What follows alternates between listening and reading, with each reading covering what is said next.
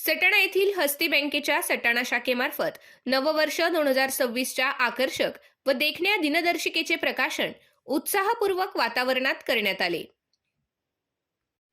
या समारोहात बँकेचे समिती chairman Shailesh Kothari, vice chairman Kamalkishore Bhangadia तसेच समिती सदस्य राजेंद्र येवला, रवींद्र सोनवणे, राजेंद्र कुमार बंब, मंगलचंद गोगड आणि प्रणव टाटिया उपस्थित होते।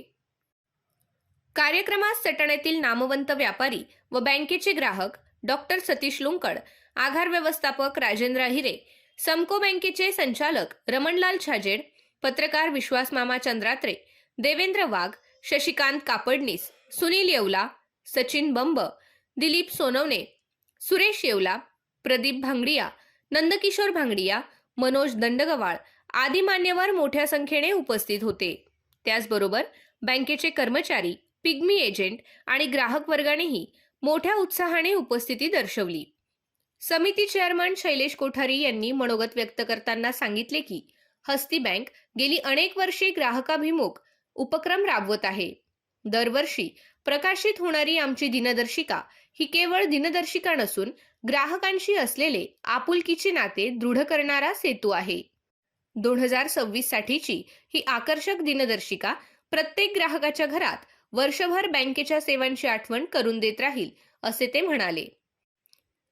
व्हाईस चेअरमन कमलकिशोर भांगडिया यांनी सांगितले की ग्राहकांचा विश्वास हीच हस्ती बँकेची खरी ताकद आहे। बदलत्या आर्थिक व्यवस्थेत बँकेने वेळोवेळी अत्याधुनिक सुविधा ग्राहकांपर्यंत पोहोचवल्या आहेत। आगामी काळात आणखी प्रगत सेवा उपलब्ध करून देण्याचा आमचा मानस असल्याचे त्यांनी सांगितले।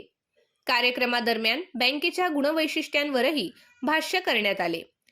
बँकेचे शाखा व्यवस्थापक मनोज सूर्यवंशी म्हणाले, हस्ती बँक ही सर्वसामान्यांच्या हक्काची बँक आहे।